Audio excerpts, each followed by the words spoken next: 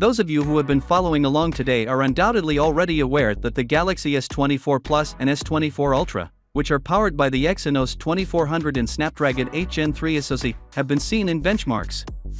There is a twist when it comes to the Galaxy S24 Ultra that will be sold in the US and Europe, but several suspicions that have been circulating for months have been validated by these Geekbench entries. On the one hand, this benchmark verifies that in Europe, the S24 Ultra will be equipped with the Snapdragon 8 Gen 3 processor, but the Basic and Plus variants in the area will feature the Exynos 2400 chip in its place. It has also appeared on Geekbench with some results.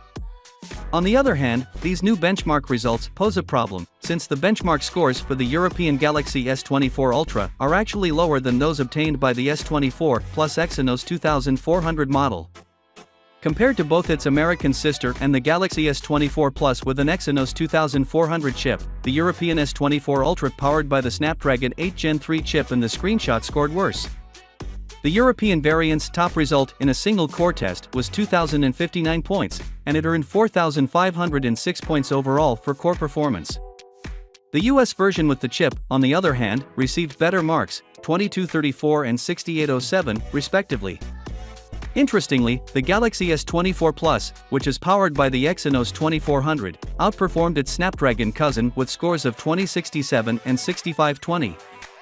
It is obvious that the European version of the S24 Ultra with Snapdragon seems to be performing below par in terms of performance. Although these are release versions or prototypes, Samsung hasn't completely optimized its processors for its forthcoming flagship handsets, so it's quite possible that we will see benchmark results when the Galaxy S24 series is formally introduced next year. Since the S24 Ultra will undoubtedly feature the Snapdragon 8 Gen 3 CPU in all regions, including Europe, these benchmark results certainly provide some comfort.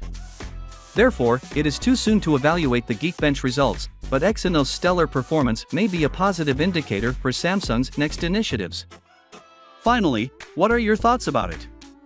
So with that being said, let me know your thought in the comment below, and if you are new here, please subscribe. Peace out.